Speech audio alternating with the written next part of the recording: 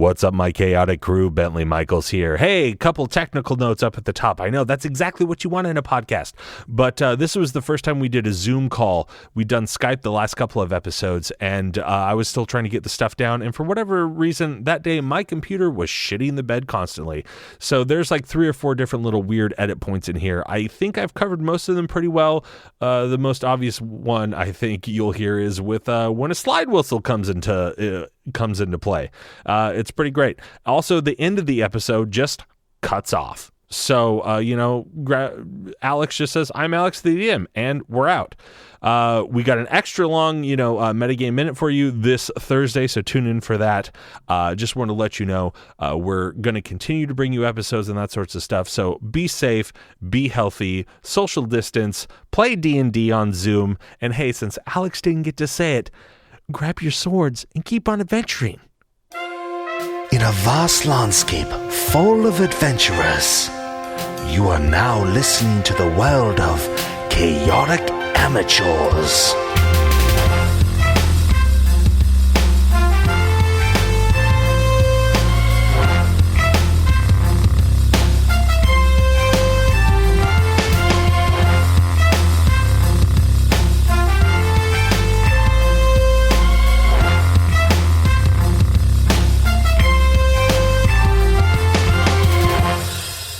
Welcome to Chaotic Amateurs, the internet's #1 D&D Let's Play podcast. I'm your host and DM, Alex. To my right, I have Dash as Thrakus, Bentley as Riff, Rhett is Zephyrus, Caleb is Skorri, Milo is Bowl. And last we left our adventurers, they had been exploring the Chateau D'Magnus, finding nooks and crannies worth investigating, checking on rooms, going upstairs, downstairs, to the left, to the right, and finding themselves in confrontation with some spiders, one of which who had a brain in its thorax. Let's go ahead and let the adventure begin. All right, and so we it was different. Sounded really weak, but okay. How do I get over there? Let me put you on the hold first, and then we'll get you over to the chateau. There we are. So you guys are in the library. You've all kind of collected yourselves there. Looking over the remains of the large dead spiders around, a small mechanical firefly is floating around, casting some light. All right. And the mental effects of the spider have ceased. No one is any longer feeling the need to attack their friends. That's good. What do you guys want to do? I'd like to go collect my javelins. Yeah, easy enough. You got to scrape a bit of spider guts off spiders of it. Everywhere. Yeah. Yeah, I definitely want to investigate this brain spider thing. Yeah, give me a check. You can do investigation, nature, arcana even. I'll do arcana. Okay. And I'll give myself guidance as well. Hey, there you go. 17, 18, 23. Oh, 23. Pretty good. You know everything about everything. I'm skilled, yo. So yeah, you know a fair amount about the kind of arcane utilage of this spider. Looks like it was something that goes in and out of the ethereal plane, similar to a phase spider, but this one's different. Ooh. Something you haven't seen in your home terrain. This is odd, and you think it would have to do with some sort of nature magic, something akin to like spirit magic, like a druid or a shaman might possess. It's most likely from the Feywild, but you're not sure because you haven't encountered it before. Yeah, I would say that's what you know. The brain, kind of looking at it, you don't think that the brain is dead.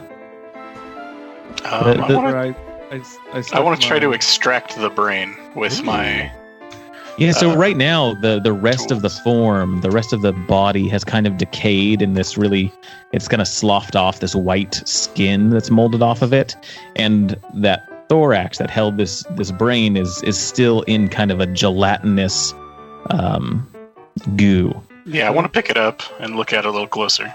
Yeah, you can get your arms around it. It's pretty big still. Till you can get it. You're pretty strong, but you can get kind of under it, and you can move it from place to place if you're careful. And it looks like it won't puncture the gel. I want to just sit it on a table. Yeah. There's that big table in the middle you can set it on. Perfect. I don't know if you remember, but at the end of the last session, I had stabbed my machete straight through it into the ground. Oh, gotcha. I did not remember that. We can retcon that if it survived. I would say that even stabbing it looks like it still has kind of held its shape from that puncture. It's a pretty clean cut, and there's a bit of ooze kind of coming off of it as it moves, kind of drips as he moves it over to the table. It probably has tetanus though, right? I mean, you've got your shots. Everyone should have their shots. I don't believe in healthcare. So you have it on the table there. It's gross. Is it like pulsing or? No pulsing to it. Doesn't look like there's any blood vessels or heart to it. It's just kind of a brain that is the size of about a barrel in a thick, mucousy membrane. Well, this is a bit odd. Have any of you encountered anything like this before? Did you relay everything that Alex told you about it? Yeah, for sure. The idea that it's somehow nature or druid connected kind of interests me, and I want to take a closer look and see if I have any experience with it. Yeah, give me a nature check with advantage, just because you are a druid. I'll go ahead and give you some guidance too, as I see you working on that. Dash. And that adds a D4, right? Mm-hmm.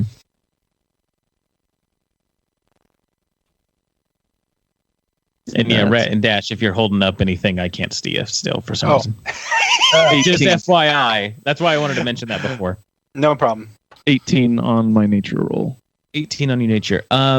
Looking at this thing, and you got up pretty close fighting it. So there were some markings that caught your attention. The spider itself, you think, is probably a what would you call it? It doesn't work for, but is attuned, is in some way connected to the spiritual realm. You kind of looking at the markings on it and what it is, and that it is just kind of odd. You think that it is connected in some way to a natural spirit. That is part of the land. It's a representative of some sort. Yeah. And you know that spirits in natural places are abundant. A waterfall may have a spirit to it.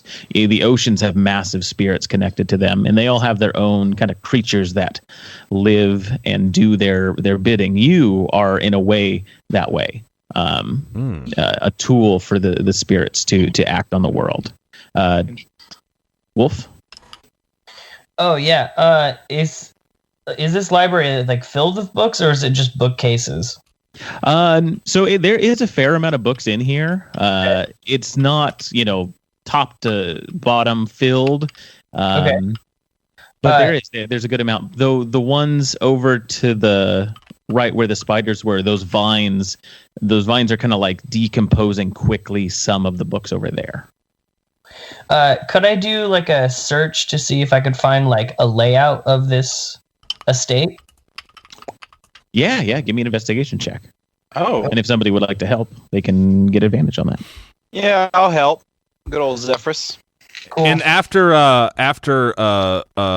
Mr. Ball says that all that stuff that he said about the other plane and all that sort of business, mm-hmm. I'm very much kind of going, I need to sit and meditate. So I sit down and put my checks around my neck and start to meditate, because in my head I'm thinking of that other plane that I saw in the mage zone. In the hold. In the Meditate. hole. Give me an investigation check while you do that. Okay. I got 12. 12.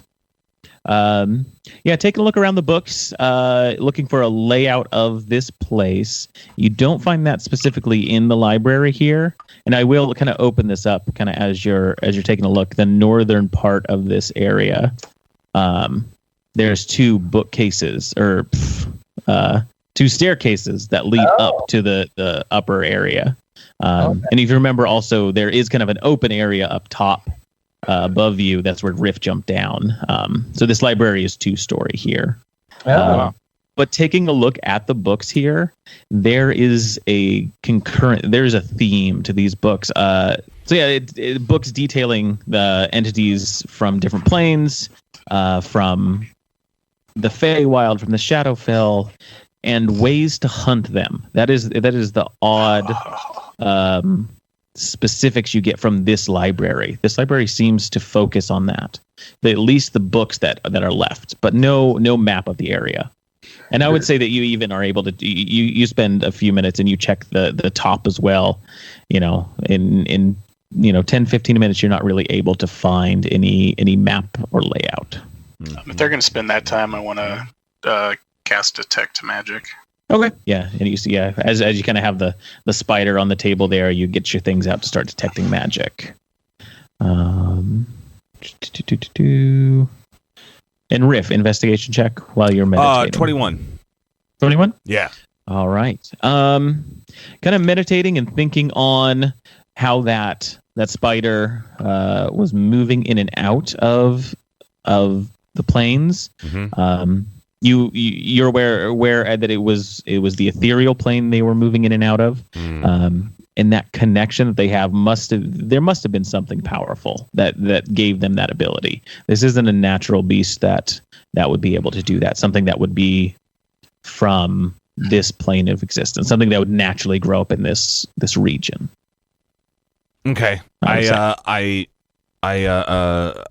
take like another, minute or something like that to sort of like come out of like my meditation, like close it off properly, do some deep breathing, and then just before I open my eyes, and I relate all of what I just thought and felt to my team, hoping that I can help them. Guys, I think it's some sort of all the stuff that Alex said that I forgot. Earthreal plane, magic things, all of the smart stuff that he said, but coming out of my mouth. Look at my chucks. Well, and here I was hoping that I was gonna get to retire to my family's estate and live a luxe life. And now you're telling me that there are spirits and there are things holding monstrous creatures here. Of course. Also, weren't you seeking a line of credit? How are you going to retire? I'm getting the impression that maybe your family were some kind of hunters of these creatures. Well, what is it about gives you that impression there, Mr. Ball? It reminds me of an old nursery rhyme called Buffy the Vampire Slayer. What Thrakis was saying about the books being on how to hunt them and whatnot. Yeah, it appears these books are what you might call a monster manual. Oh, that's very good. A regular old bestiary, if you will. Yeah. Yes. Parts 1 through 85. Parts 1E through 5E. Oh, that's most interesting. It seems rather peculiar if they were in the business of hunting monsters that they would keep a library. That seems like intellectual work, whereas killing monsters seems like more physical pursuits. But yeah, what do I know about any of this business? Well, I think it's important to have both. I never quite understood the importance of libraries myself, but I will, of course, bow to your better judgment, Mr. Ball. I think I want to find out a little bit more about this spider. What do you guys? Will you maybe check to make sure I don't go insane while I do what I'm about to do? I'm still casting Detect Magic, just... Yeah, and yeah, as they're searching, you're able to pull out, or not pull out, you're able to cast Detect Magic. Looking around the room... Ritual cast, sorry. Yeah, that's what I assumed. Yeah. Nothing pops out as magical in the library, other than the vines that are kind of slowly kind of coming in. They're not normal vines. They do have a bit of a magical essence to them. What about the brain? The brain, I would say no. Not magical. It does seem odd though. Okay. It's definitely it's abnormal. It's not. And it's still alive. You're sure? As Ball was taking a look at it and kind of investigating it, that's what it seemed like. His arcana check. It looks like something like this in this gelatinous state is meant to be kept alive even after whatever was holding it would vanish. What are you thinking, Skorri? I want to see if I can get a better connection with this thing, because I feel like with my my deity, I might be able to get a better idea of where this is all coming from. And so Skorri rolls up whatever sleeves he has, and he just puts his hand into the opening and wants to touch the brain. Ooh, okay. Gather any sort of connection or information. Okay. Yeah, you'd kind of cut a hole in there, and you kind of slip your hand through there, and it's this cold, slimy substance that you push through, and you kind of get onto the brain, and it's just the kind of curves and just that texture on it. Go ahead and make a wisdom saving throw or a wisdom check.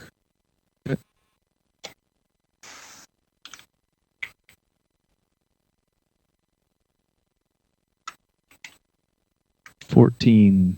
14? Yeah. Well, All right. Wait. Is it a saving throw or is it a check? I would say it's a check.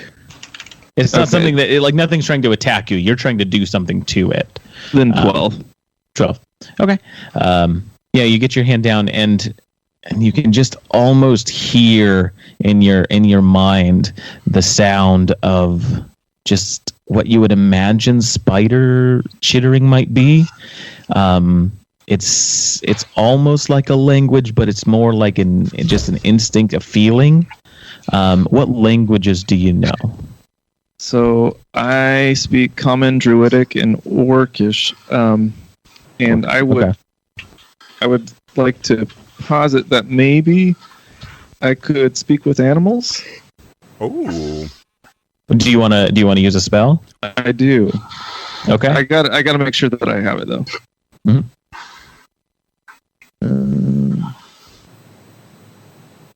I don't have it prepared. Okay. Is it? Is that Druidic though, as you're kind of thinking in Druidic, something catches and you kind of hear that same sound, that same language back, and it's just where'd you go? Can you I hear answer? In your mind? Can I answer? Yeah, absolutely. In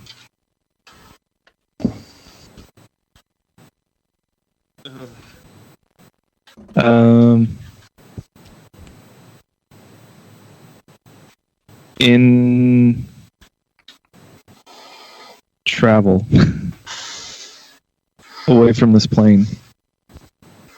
Oh, plane! What plane? Where did we go?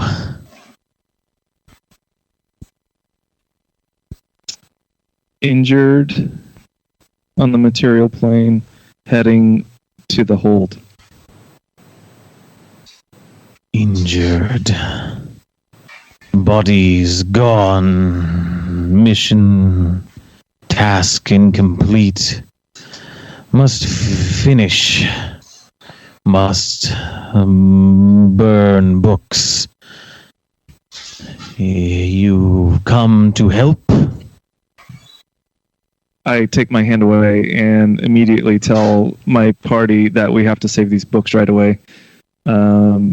I just heard from whatever spirit this thing is connected to, and I'm not so sure, but they might be coming back to finish their job. I flourish my chuck. Well, What do you want me to do? With listen. Mr. Ball, you seem to have a connection with the magical realm as well. Yeah. What do you see that's threatening these books? I noticed the vines were kind of eating away some of the books earlier when I first came in here. Yeah, they have some magical properties to them. Maybe cutting them away and pushing them out of the building would be a good idea. I'm on it. And when I start hacking at the leaves covering the other books. Yeah, you get over there and use, some cutting implements to start cutting them away. These things look like they've grown quickly, but not like they're going to attack you or anything. They're just vigorous in their growth. Looking at it, it'll probably take an hour to clear that whole section of all those vines, and then maybe another few hours to clear kind of where they're coming from outside. I'm going to just keep hacking at them. All right. I will clear these books. Yeah, I'll help with that too. And I'll instruct Chain to help with that. All right, yeah. You guys can probably, the three of you get it done in about an hour, the whole lot of it. Can I go through the front main door that we came in and scramble around to the side to get at it from the outside? Yeah. Absolutely. Yeah, that's what I do with my machete. All right, yeah. I mean, the perfect implement to do that. So yeah, and you occasionally throwing poison spray out to help burn. You sounded like Van Damme. Oh, sure, it'll burn it. My machete.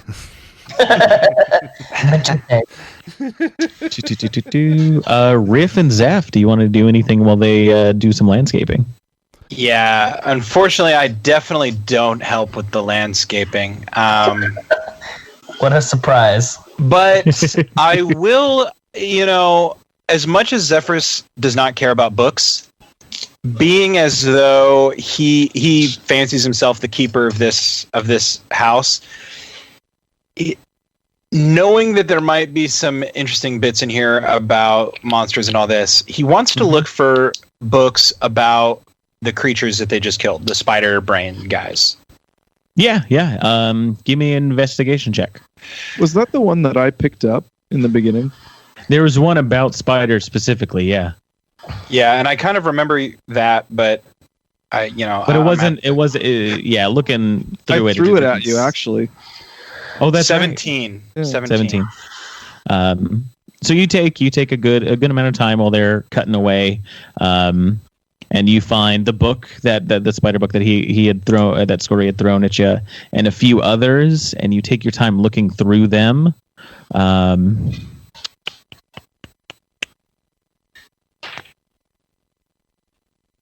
And I would say that, you do find a book that mentions something about spiders and vines specifically. And the spiders, it talks about the spiders tending to the vines to make sure that they grow correctly.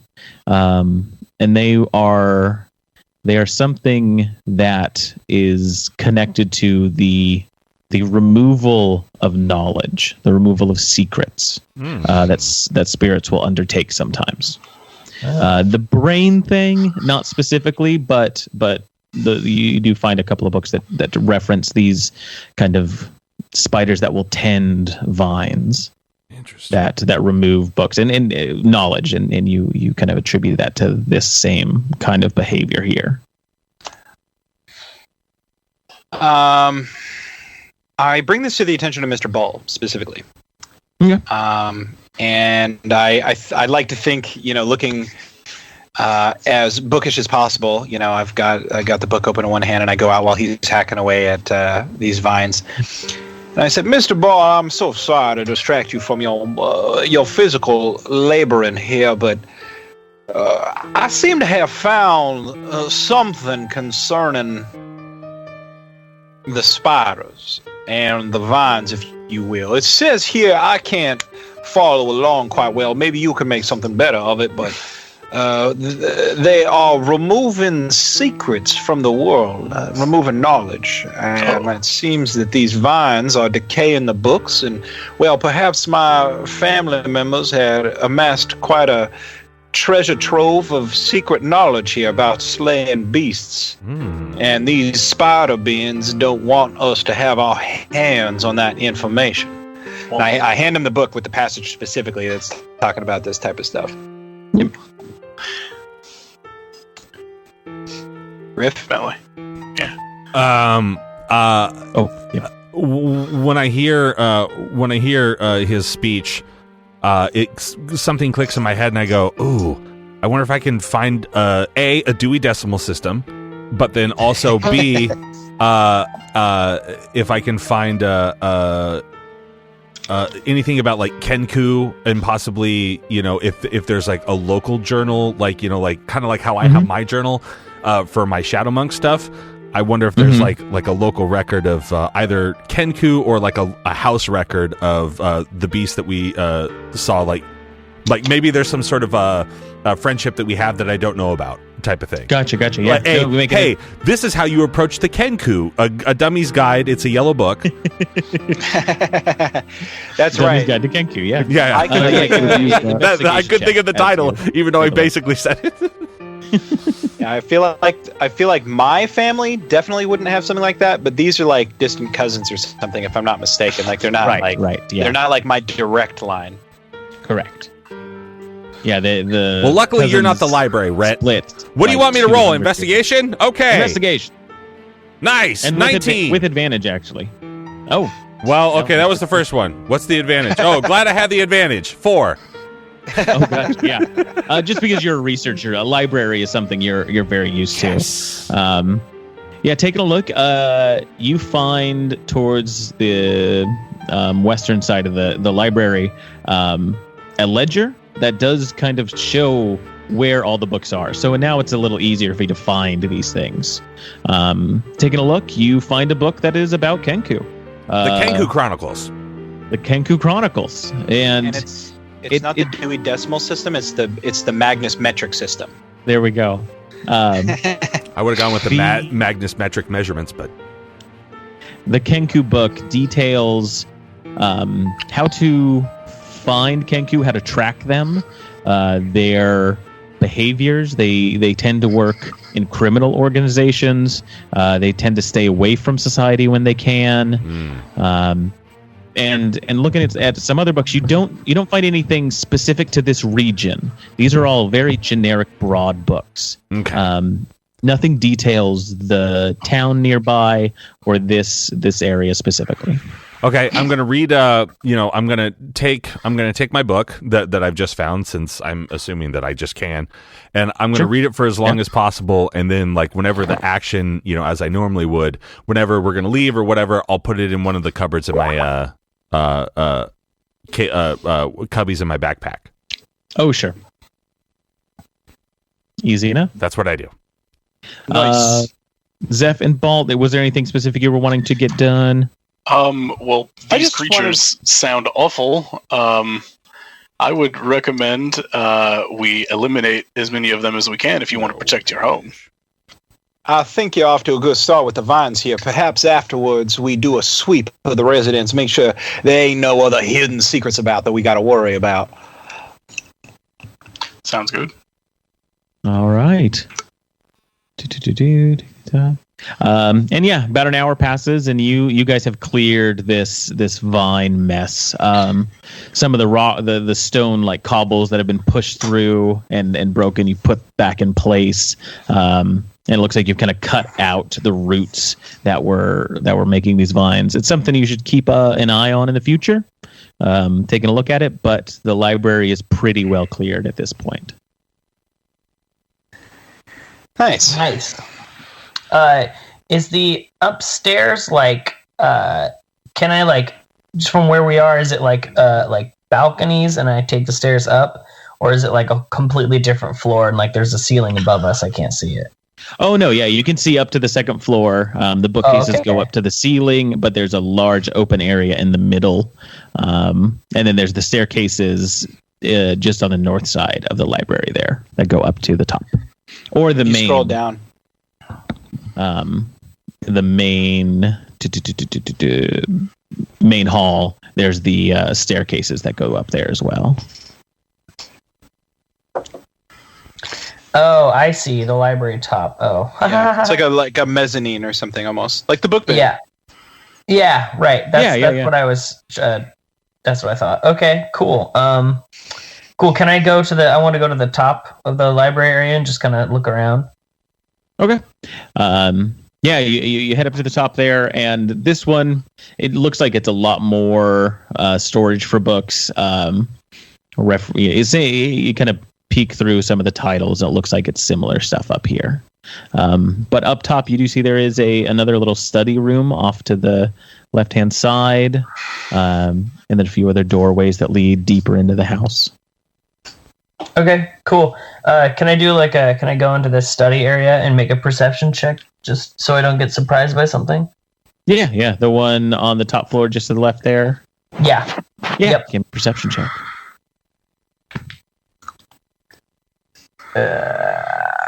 12. 12? Yeah, nothing looks amiss. Okay, I go, all clear up here. I'll go up there. I'd like to join him as well. I got kind of bored just smoking my pipe waiting for them to finish work, so... Well, perhaps we should clear this area a little bit. Make sure there's no more of these creatures. I'd be inclined to not find more spiders with only Skorri to help me. Yeah, take a look while you were clearing the vines and the plants. You saw that there were a few of those spiders, those kind of like, not the big brain one, but the larger-ish spiders. But they skittered away as you begin kind of cutting away at this stuff.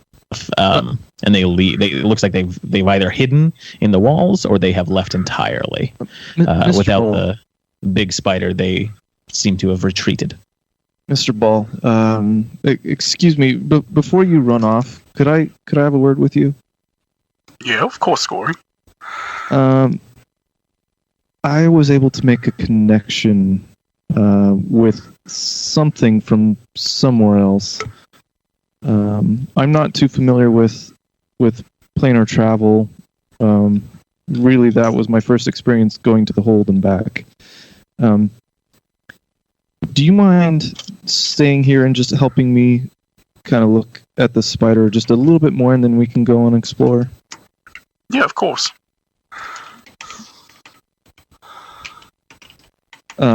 So I'd like to go ahead and kind of cautiously put my hand back in and on the brain if I could. Yeah, absolutely. If there's some way I could help him, I would want to do that too. Okay. And you've already done this before, so you've made the check. I'll say that you succeed. But you keep an eye on him while he's doing this. And when he does this, you see his eyes kind of get that far away stare once he just kind of connects with it. And Skorri, when you kind of put your hand on the brain again, you hear it. Again, you come to me. Where are we? Who are you? I am me. Who are you? I am you. Then you know the answer to your question. No, never mind. Leave it to Skorri to get outsmarted by a dead spider.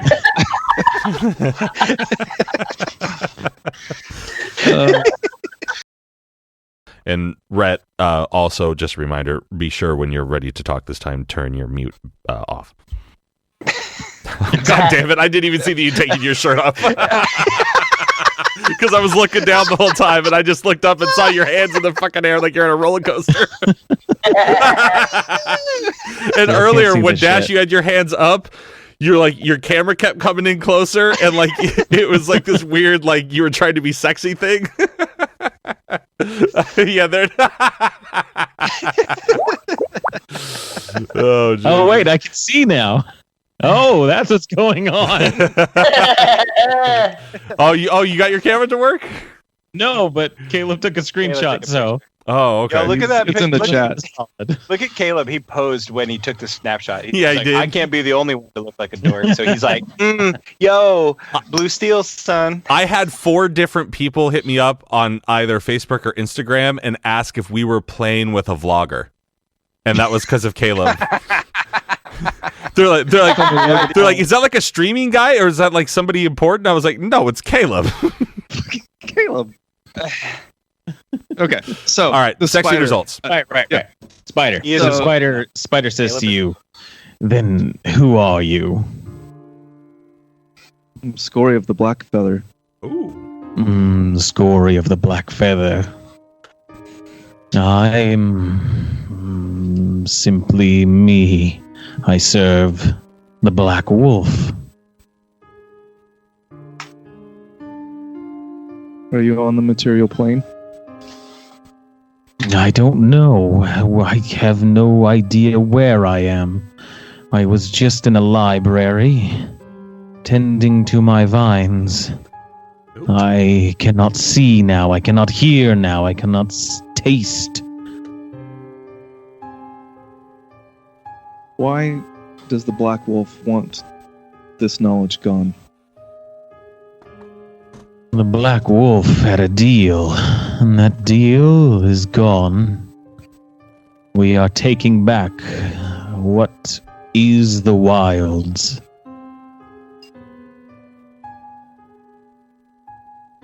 I have to say, I'm somewhat sympathetic to your cause, but I still think that there's value in knowledge and sharing it. There is There's- destruction in knowledge. The knowledge shared here will destroy the lands of the Black Wolf. Is there a specific knowledge you're referring to? I have it, yes. I know what we must destroy. Ooh. What is it? This knowledge is dangerous. Telling you what is dangerous is not part of the Black Wolf's plan. Give me a persuasion check. And I would say, Ball, you can assist him in this so you get disadvantage. Or advantage, sorry.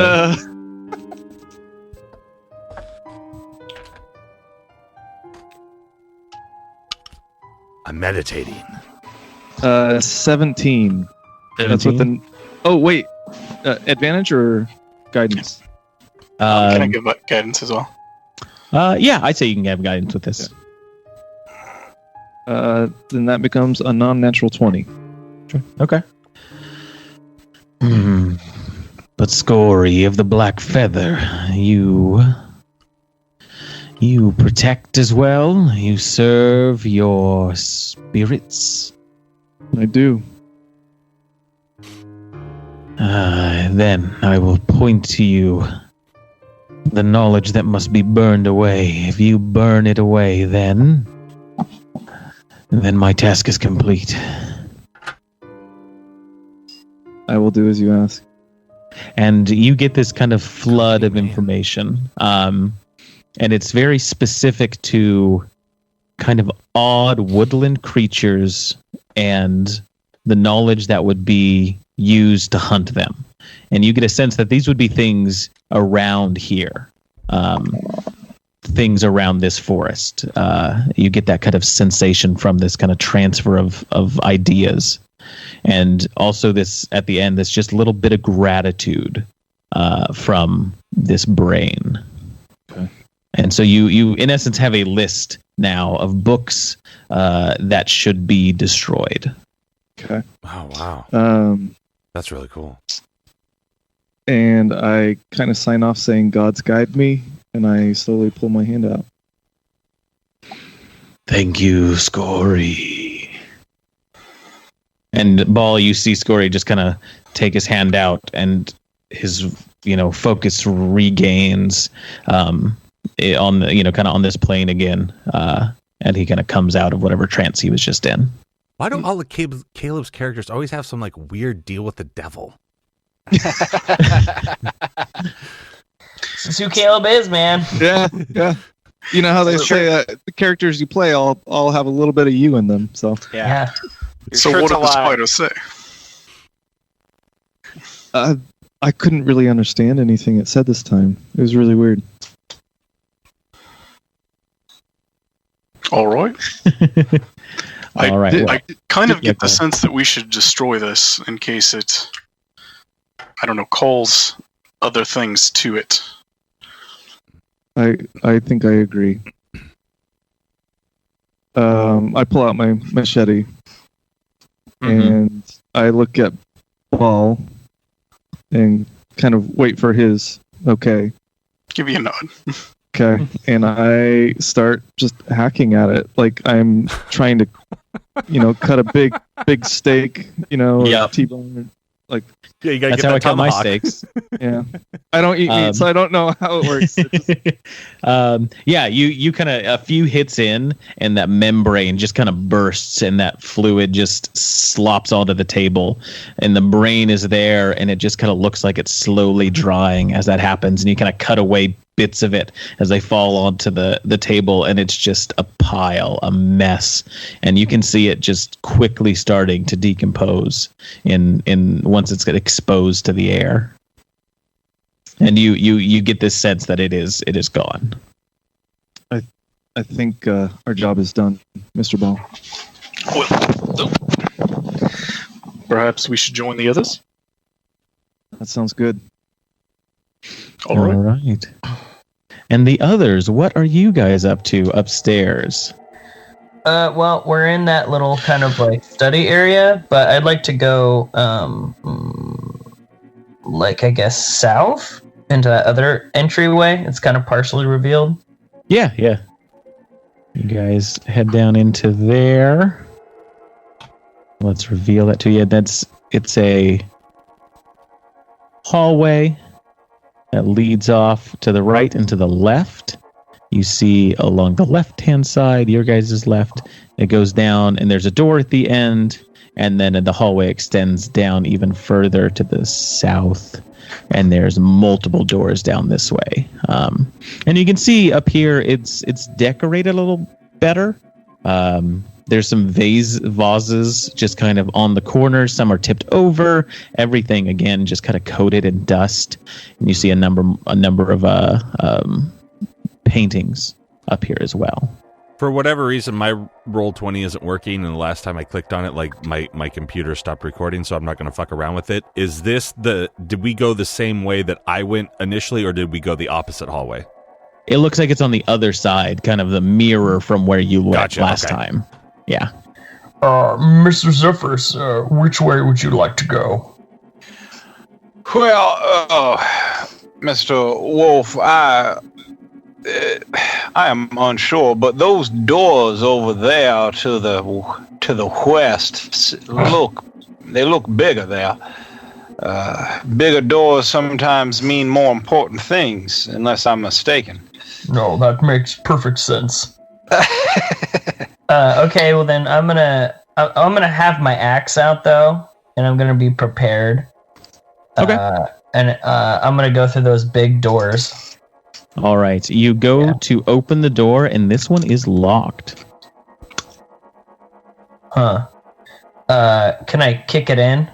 Yeah, give me a strength check. Skorri endorses this.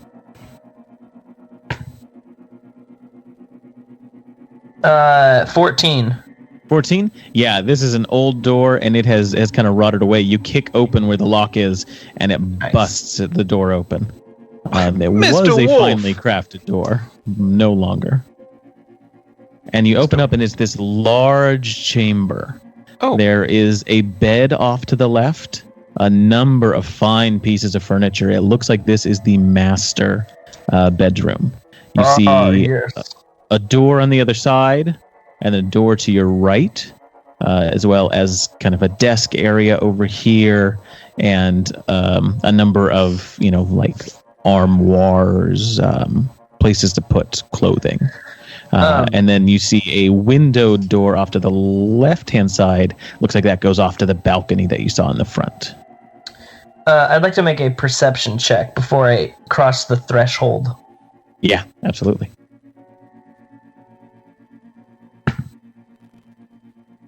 Uh, 17. 17? Yeah, you take a look, make sure there's nothing out of sorts. This room looks like it's seen more use than the rest of the house. It's not as dusty in here, which kind of catches your attention. but nothing out of place. No one hiding. There is kind of sitting in the center on the desk is just an old bottle with a cork on the top of it, like a mason jar almost. It looks like something's inside there. Well, Mr. Wolf doesn't like strange liquids in bottles, so he's going to avoid that. Okay. I'm just gonna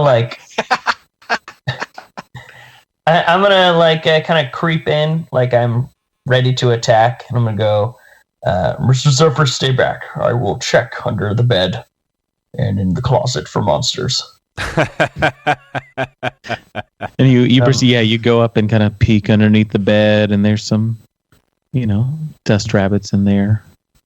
And you go over and kind of use your sword to open one of the pieces of furniture that has clothes in it. Nothing in that one. You go to the desk, keeping away from the bottle. You gotta open up the drawers. It's all clear. All right, it is safe. You may come in, little ones. Oh, look at this. That has got to be the comfiest bed I have seen since I've landed on this godforsaken country. And I leap onto the bed. You jump onto the bed, and it's not bad. A little bit of dust comes up, but yeah, bed's pretty comfy. And Ball and Skorri, you've caught up at this point, and you see that they're in this large master bedroom. Does this I linger behind a little bit. Does this mason jar look alchemical? No, I wouldn't say alchemical. And you kind of take a look at it. It looks like there's a old piece of parchment in there, and you see on the edge of it, there's some like barnacles that have grown on it. I'll go ahead and pick that out. All right, yeah, you've got yourself a jar with a cork on top. Mr. Ball, what do you have yourself there? A jar of delicious rum or something like that? It looks like rum, if I'm not lying. I don't know. These barnacles are a little concerning on the side. My favorite pirates make rum with barnacles inside of it, so, I think maybe we should check some magic on it before we take a sip. Whatever you think is necessary. And looking inside, it doesn't look like there's any liquid in the bottle. Oh, it's okay. I was getting the impression that there was something. Sorry, yeah. It's just because of what I said. I'm far away from it when I see it. I'm like, oh, rum, hey. Yeah. Yeah, it's kind of cloudy, and if you're close up to it, you can see that there's a piece of parchment. But, yeah. It's wet on the outside, I would say. I'll pop it open. You pop it open, and you just get this smell of sea and salt and brine. And you see a little piece of parchment in there. Sounds like something for Skorri. Grab some of my little tweezers and pull it out. And pull it out, and it kind of hangs open. And you see that there's written on there some words, and they are in primordial, if you know that language. Nope. Anybody read this? Well, what does it look like? Bring it on over here. I'll take it over to the bed. I'm laying down, goddammit. Your legs are up. Yeah. Oh yeah, my Your legs are crossed. I've got my. Yeah, oh god, yeah. I've been smoking this whole time. Yeah. As soon as I see it, I do recognize the script. Yeah. This is primordial. You can read it, and you take a look at it, and it says, "You found your family home. Gather allies. A storm comes. Burn the light when it passes." And you get a strong sensation that this is from your patron.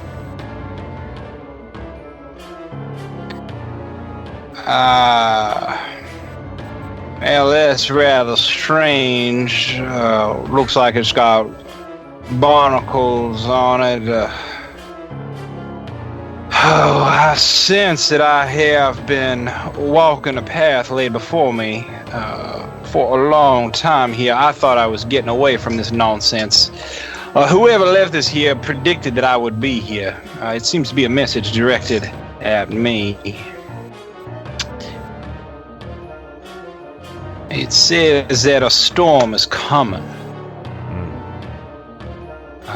And what was the last part? I'm so sorry. Burn the light. Burn the light when it passes. And the first part is to gather allies. Yeah. And you found your new home. Gather allies. A storm is coming. Burn the light when it passes.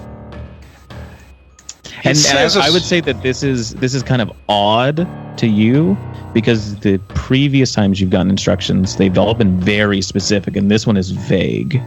So this is from my patron, not... Patron, yes. Ooh. Not Ibn. Oh. Well, that's rather interesting. So, burn the light when it passes. Does that sound familiar to any of y'all? No. Well, I have gathered allies, so I guess the next step is to wait for the storm.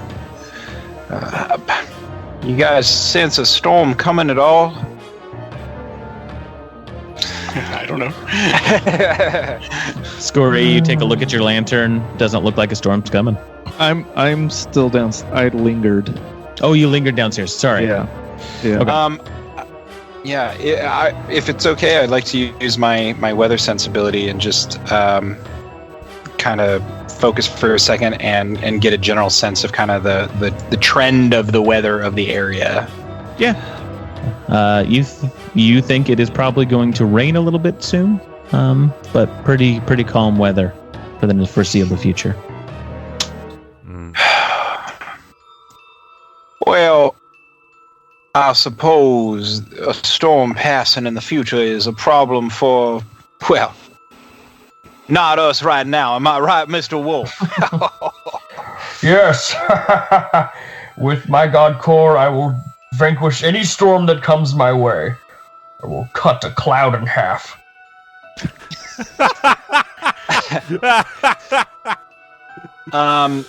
And I would like to, if I can, use, like, I don't know if it's good for this, but, like, maybe prestidigitation and just, like, burn the letter. Yeah, I would say you're able to do that. It just kind of lights up. Yeah, basically, anybody watching, I'm a little shaken by this letter, but then I light it, it goes up in flame, and I try to play it off as though maybe it's not as big of a deal. All right, what do you guys want to do? Well, it's been my experience that sometimes writings like this can be cryptic. Perhaps it's not a storm of the rain variety, but a storm of danger. A storm of danger, Mr. Ball. I am inclined to agree with you. I feel as though we are stepping into the storm ourselves, whether or not it comes to meet us. The storm is a metaphor. I will also cut the metaphor in half.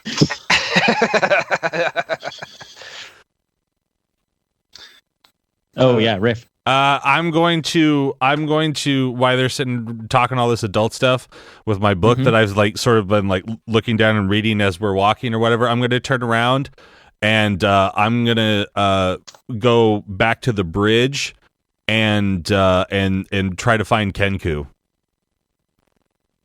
Oh, you want to vacate the house? Yep. Because it's probably about an hour down to that bridge. Okay, then I guess I guess I use this entire Sorry. episode to do that because my idea, something that hits me after sort of reading this book about the Kenku and all this sort of stuff, is that we were told on the way into before we like left the town to come out here that there was like, or it's like right before we got to the path, I forget what it was.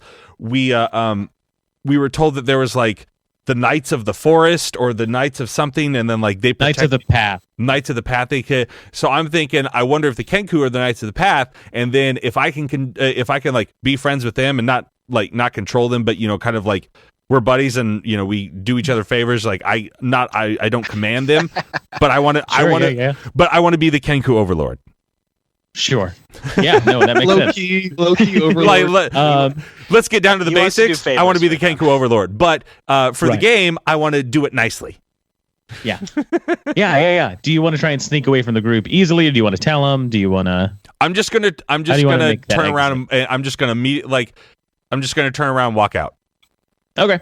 You guys see? Riff I go. I'll be back through a door and is gone. You guys will have you guys explore this a little bit, and then we'll end on you getting down to the Kenku. Well, I wonder. Yeah, we've got like 30 minutes still, so. Minutes. Yeah, that'll be perfect. I do wonder if that young spark Riff is the light that we should be burning when it passes. You think we should kill the child? I agree. Well, I did not say it like that, Mr. Wolf, but I am glad that you can read subtext. Yes, I do think that perhaps she should die. What do you think? No? Oh, I'm sorry. I'm off base here. I'm just spitballing. I thought we were all friends here. We shouldn't kill the child. I was jesting.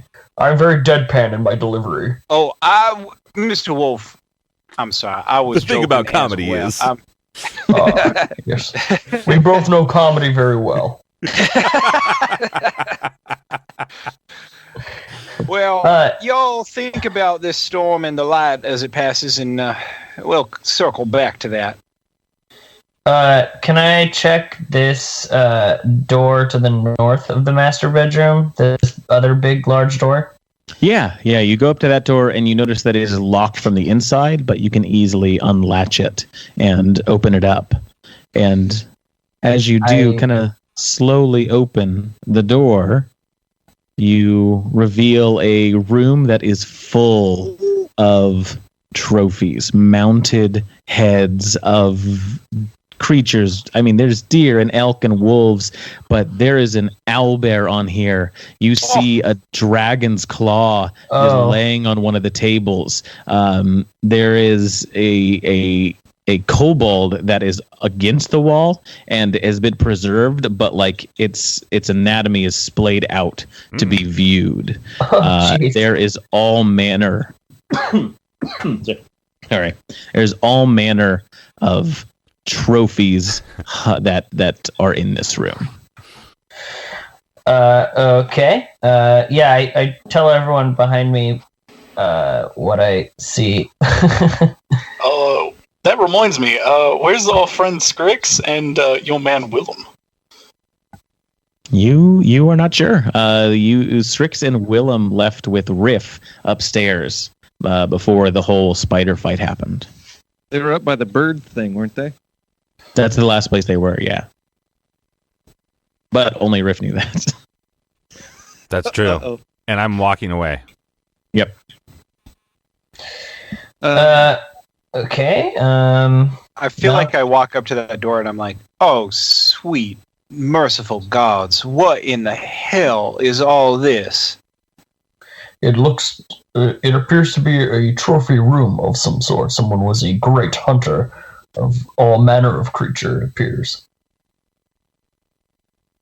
Oh, good Lord, it seems all that's missing is but the blue hide of a Tempest Genasi, such as myself. Well, this is the lineage you inherited, so perhaps look inside your own heart.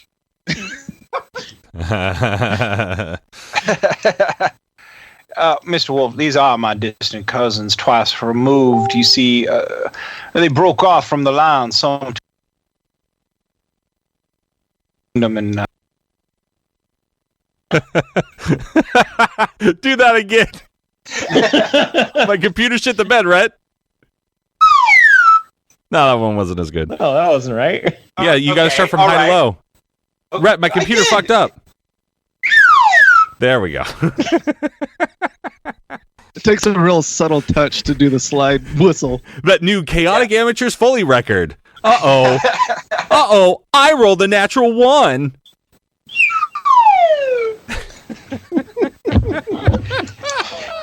To be perfectly transparent, Bentley, we had totally planned on doing that to Riff if she had failed a roll. Really? Yeah, we planned it out beforehand, but you never failed, so it was like, damn it. I would like to see if I can find some of the books that might be matching up with the list in my brain. Yeah. I'm not going to take a lot of time. Like, I probably did catch back up with them before all of this started happening, but Okay. I definitely stayed behind Ball and just took a quick peruse. Yeah. You spend about 15-20 minutes and take a look while they're up top looking at things, and you find a good number of the books. I would say that you can probably grab in that amount of time about half of the ones that are in your head. Okay. And I'm just going to pocket them for now, put them in my... It's a fair amount. There's probably like 20-25 books that you're able to find. As you're looking, it's odd how quickly you're able to find them. Like there's some kind of sixth sense where you know where these ones are. Are there some that seem like they're more important than others? Like thinking about them, no. It seems like each one of them being destroyed has an importance. I'm gonna take the first 3 that I find, and then the rest that I happen to find, I'm just gonna kind of pull out so they stick out, so I can identify them. Yeah, and easy enough for them. Cool. And then you kind of catch up as they are taking a look at this trophy room. And I say, "Wow, what is this? A trophy room?" Yes, it is. A testament to Zephyrus' family shame. Is there a reason you guys haven't walked in? You're just standing in the doorway? Mr. Skorri, I am in utter shock at the barbarism I'm witnessing here.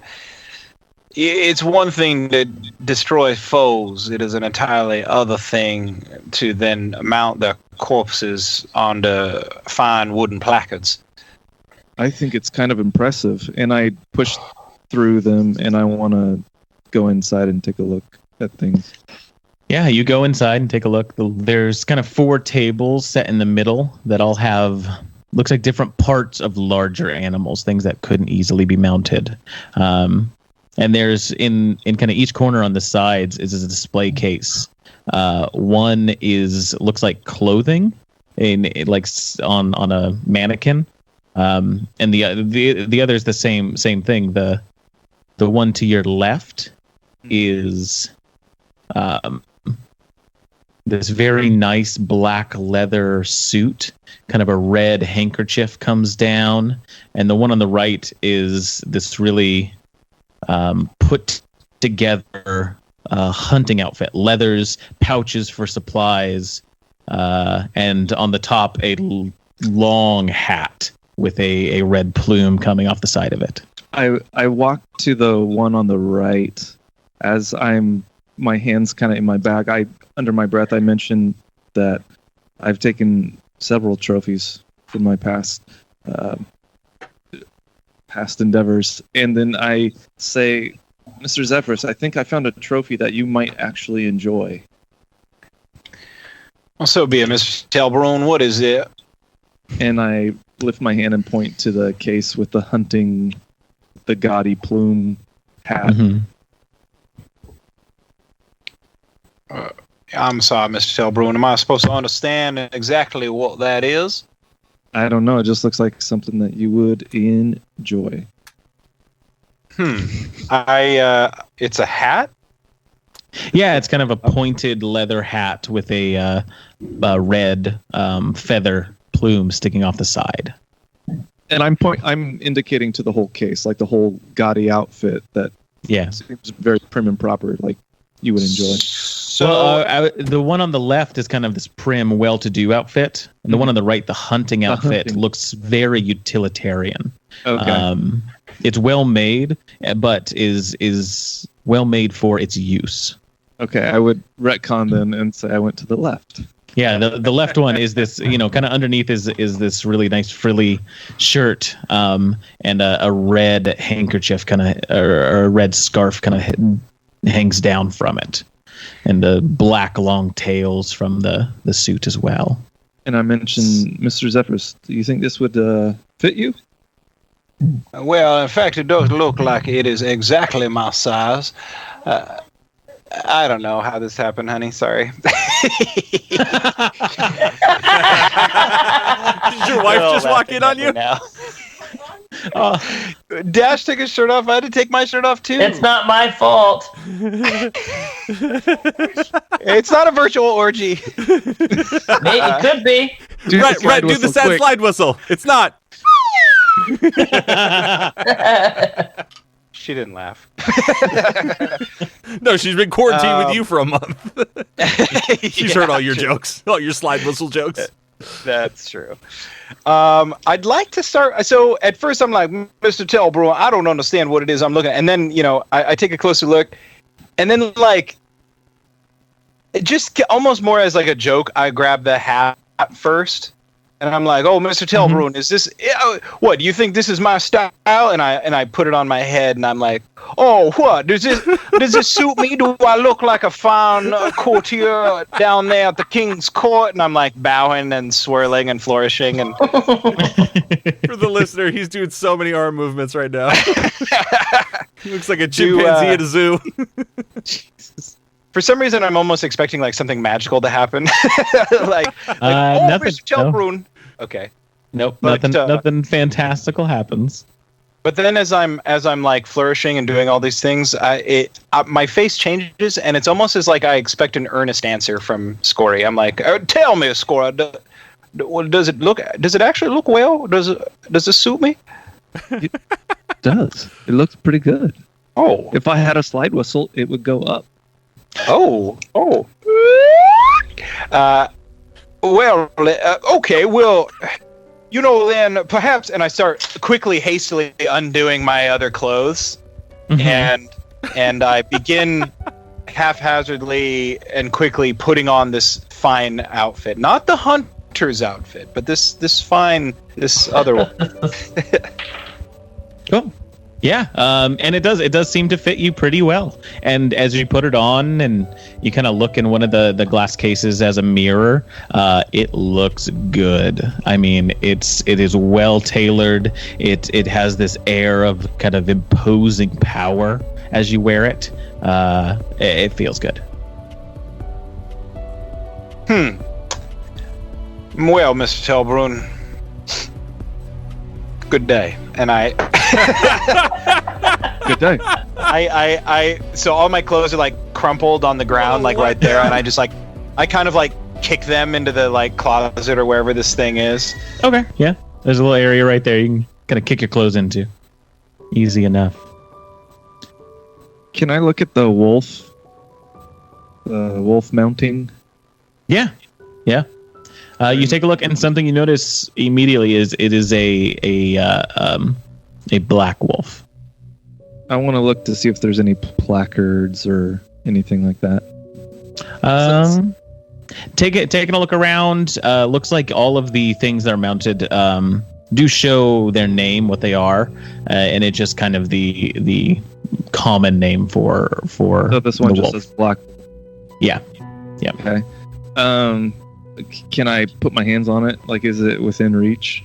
Yeah. You can kind of get up and you put your hands on it. It feels like it's a mounted wolf. Okay. Nothing too particularly interesting about it. I turn around and I point to the wolf and I say, I think that came from this area and we should probably be looking out for these. Just a heads up. Rhett, your mic is off. You think a wolf came from the woods, Mr. Telbro?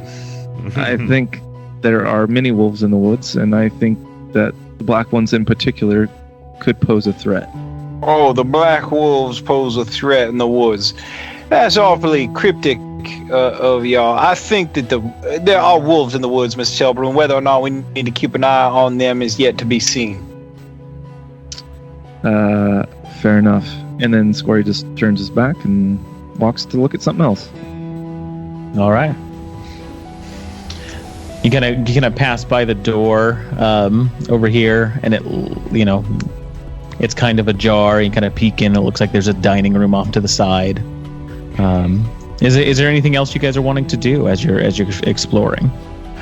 If no one else has anything to do, I would like to go to that room to the west of the master bedroom.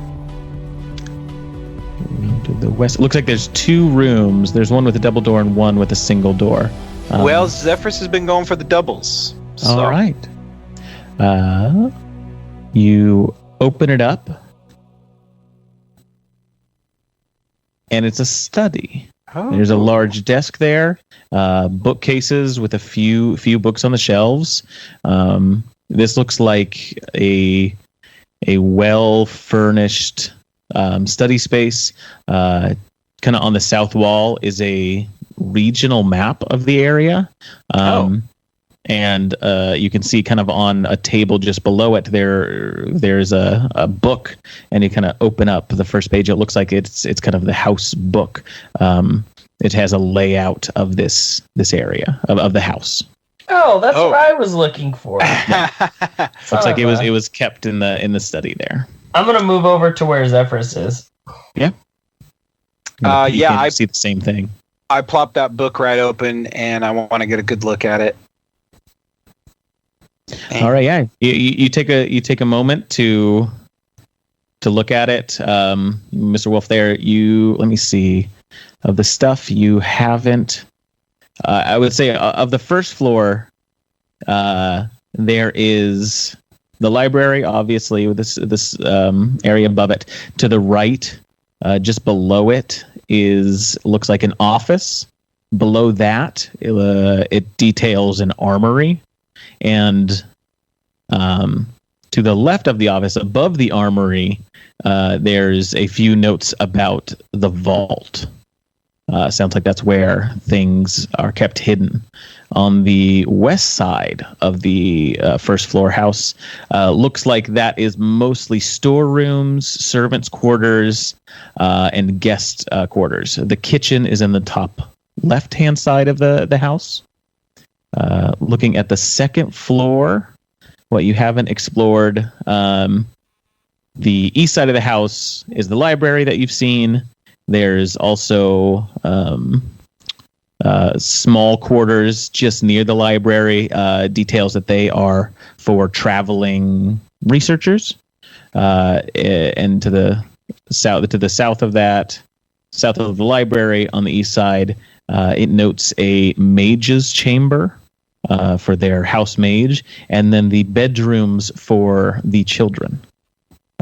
Where you are, you're right in the study, and the second floor. On the west side is where the baths are. Just below you, there is a master bath and another storeroom, kind of, out the door into the left. A couple of other kind of servants' quarters, and then in the very corner, it's just labeled as smoke room. Ooh. And there's some things that I want to keep hidden, but once you guys kind of explore everything, I'll give you a full layout of this house.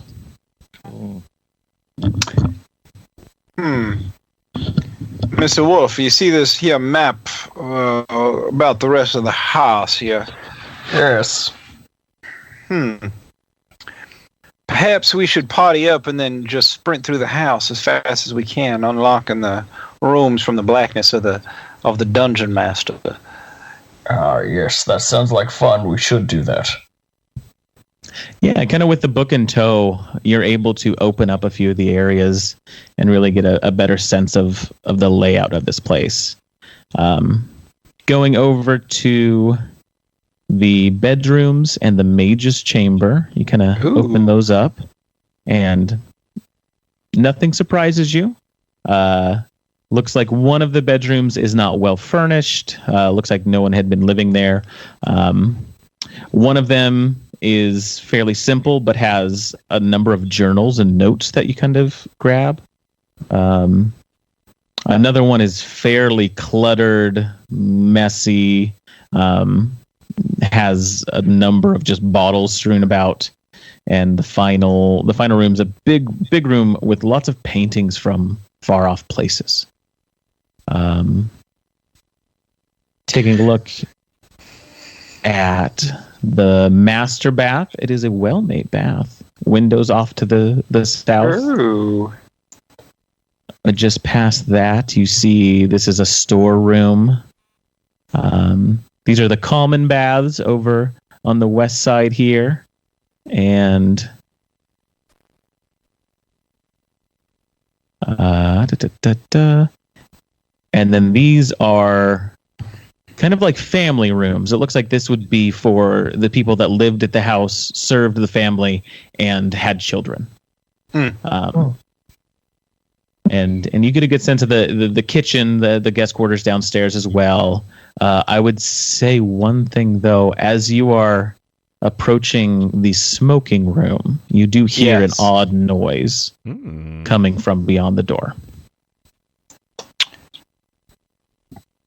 It's kind of like a bubbling sound.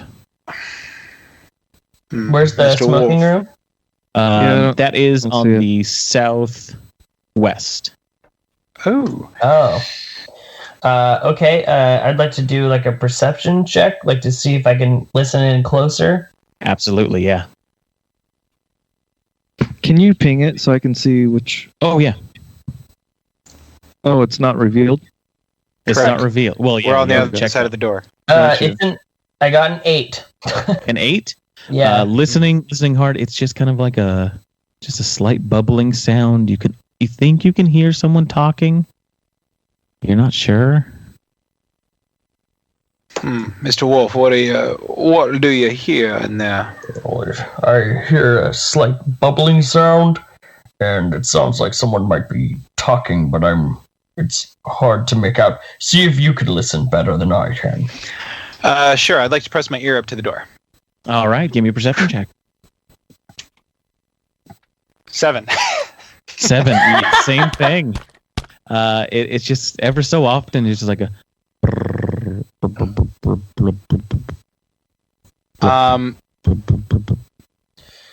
So Zephyrus, listening in, it's like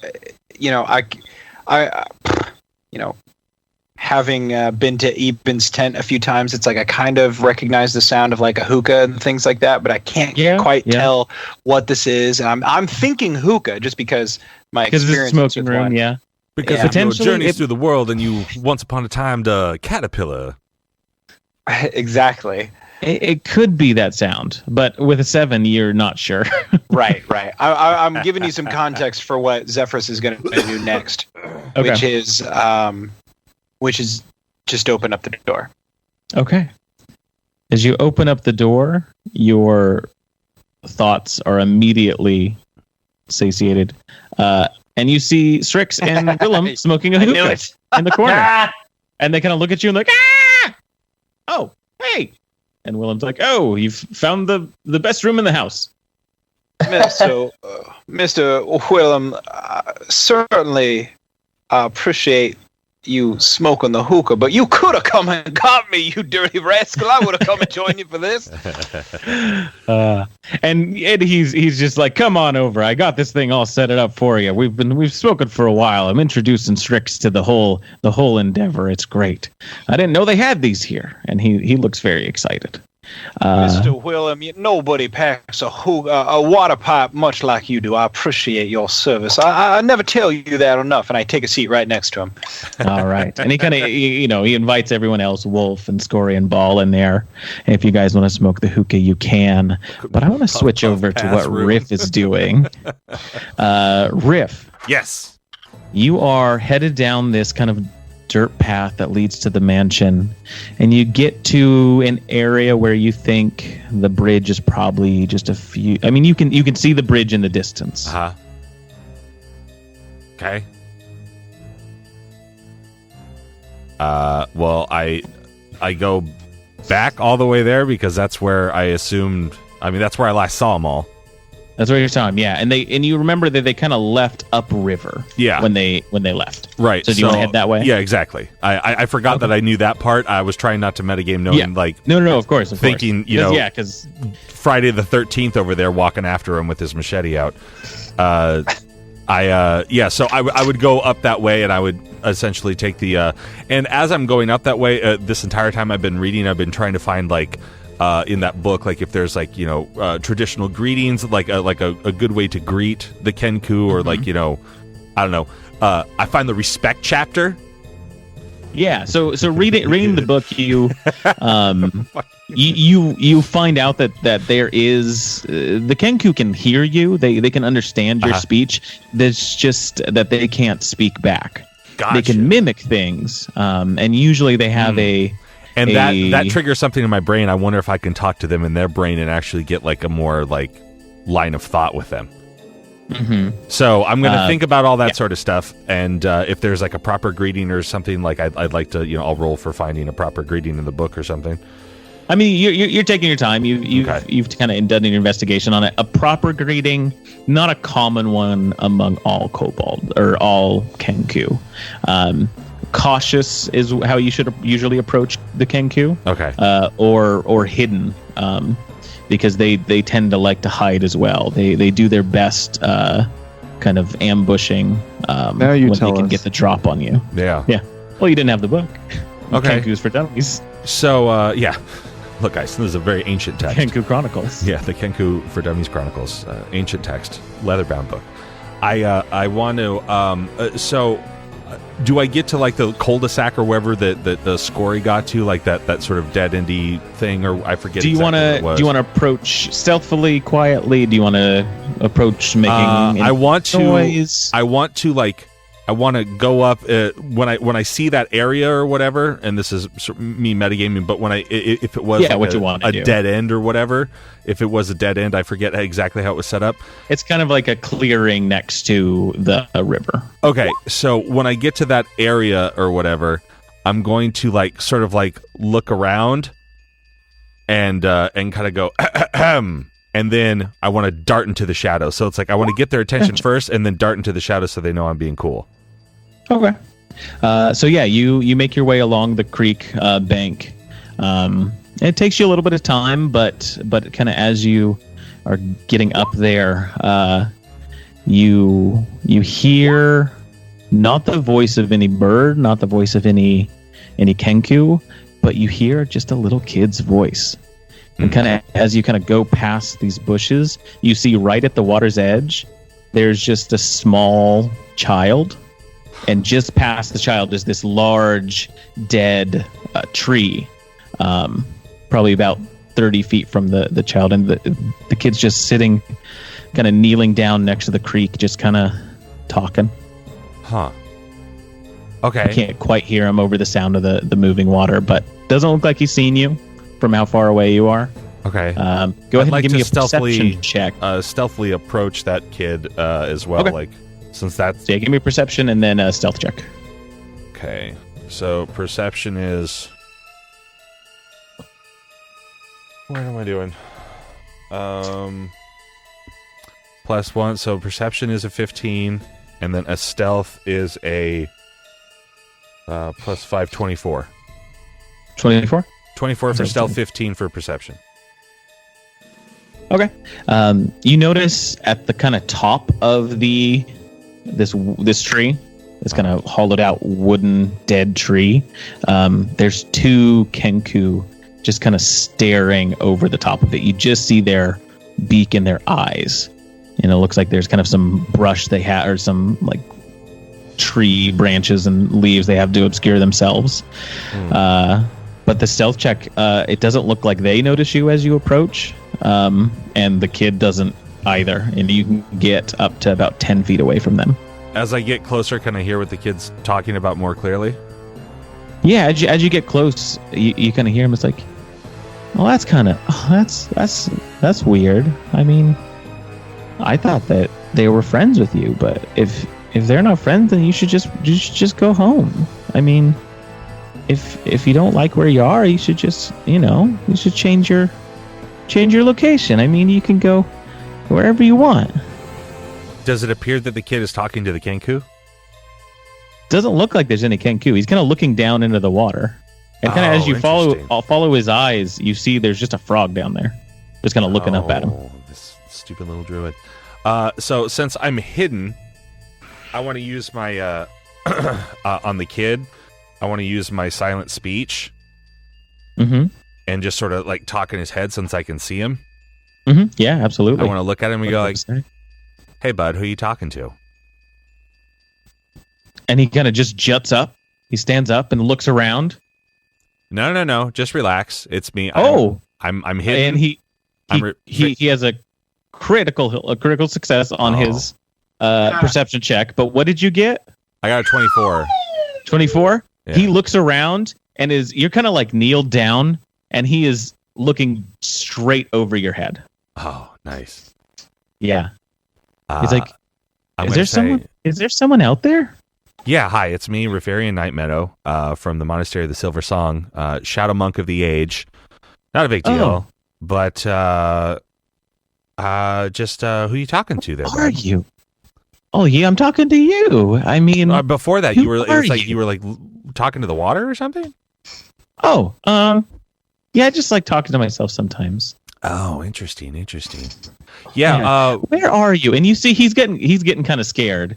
And kind of as he turns around, you see he is well dressed. So if I see that he's like really starting to freak out, I'll break the connection and like walk out. I right before I break, I go, on your left, and then like I just walk out of my hiding spot. Oh, you're just a kid. That's a wow. Hi. I thought. Hi. So what are you doing down here, bud? We live up in the castle up sometimes. There. Oh, that mansion? I didn't think anyone lived up there. Oh, we just got there. Oh, that's cool. It seems like a weird place, though, huh?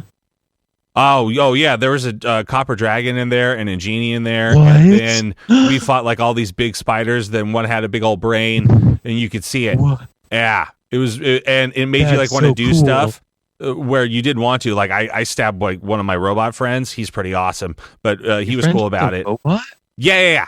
He's awesome. He's made of robot parts. He's a warforged, and then like the guy whose family owns it. He's like new. He's new in town, and so now we're all up there. It's me and Thrakis and like and Skorri and Ball and Willem and Mr. Zephyrus.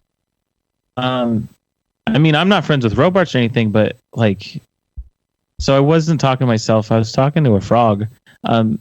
Frogs are my friends. Oh, really? I knew somebody who at my monastery. He was a druid. Are you a druid? No. What's a druid? Oh, it's like a guy who can do magic, but he's like really good with like earth stuff.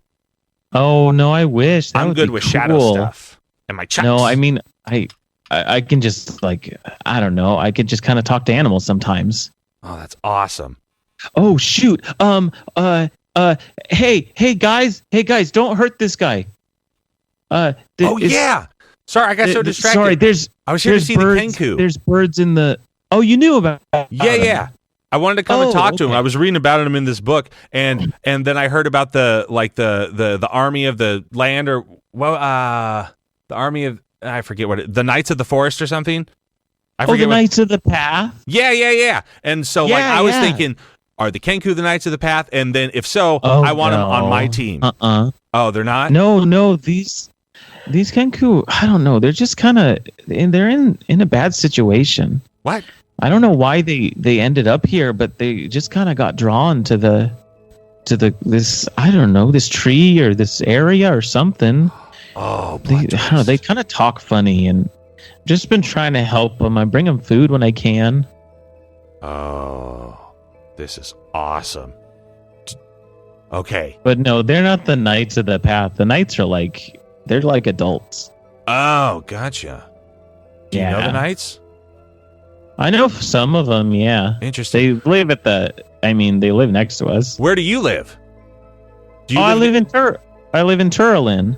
Is that near our mansion? I'm sorry, I don't have my map on me. No, it's the town. If you take the path just back down. Oh, the place where we're at, where the Library of Veritas is. Oh, the the library. Yeah. Ah, I still got one more day. I live in the castle there. Oh, that's so awesome.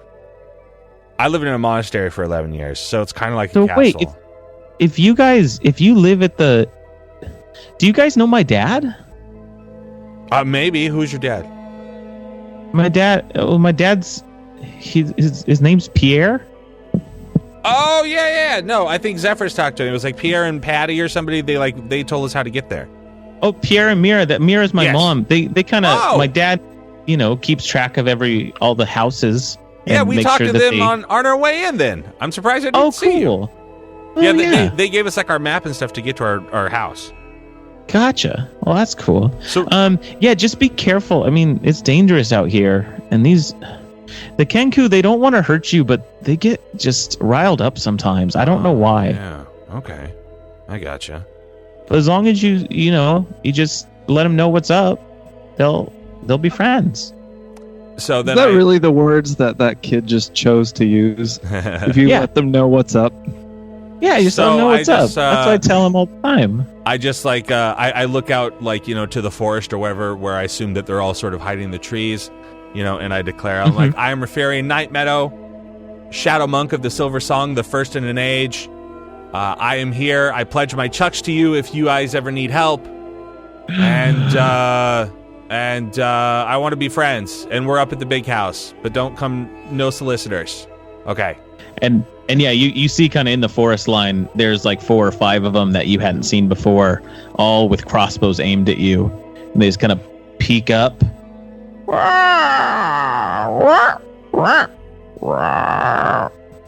And they kind of put the crossbows down, and you see them just kind of marching around the backside of that tree. It looks like they have understood you and don't find you a threat. I bow. And you kind of look back and you see this kid, and he's just looking at your chucks and is like, what are those? Oh, why do they have blades on the end? What the heck? What? I put on a chucks display. Those are cool. Yeah, and the blades are really neat. As I attune more and I focus cut yourself more. With them? What's that? You ever get cut when you're using them or what? Oh, when I was first learning, but what's really cool is that these blades are made of a very special material, and as I attune more, I carve runes into my skin, and it gives me more power and helps focus my abilities. That's awesome. So cool. Yeah. Well, it's good to meet you, Rifarian Night Meadow of the Silver Song Academy, of the New Age. You seem pretty cool. Yeah, I should go. I should go tell my friends all about this. Do you so you got any plot for me or? I mean, I don't know where the story's going, so I don't know. Gotcha. Yeah, no, cool. But anyways, my name's Sanj. And just if you're ever at the castle, just I'll let you in, and you can show me those chucks because those are super cool, and I need to get me some. Yeah, I would be happy to teach you. Some. I gotta go tomorrow. I think we can go to the library. So and they've got information on this treasure, the treasure of Aether. Oh man, I'm so excited. My family's been looking for it for generations, and so I'm going to try to find some info on that. So maybe we'll stop by, or maybe we'll stop by before, and you can come to the library and help me look for treasure. I don't know, whatever you want to do. Okay, that sounds cool. Yeah, I could be at the library. Yes. That's great. All right, I gotta go, and then I turn around and I Naruto dash back to the fucking castle. Okay, bye. And he's just kind of waving, just exuberantly. Just one hand, bye. Other one helicoptering chucks as I will. I give him a little flourish as I go away. Naruto dash chucks. That's helicopter. So cool. I hear that as he trails off. Yeah, and that is where we're gonna leave it for today's episode. Thank you guys for joining us around our proverbial podcast table. I have been Alex, your DM. Follow us across all platforms with Chaotic Amateurs. Please subscribe, rate,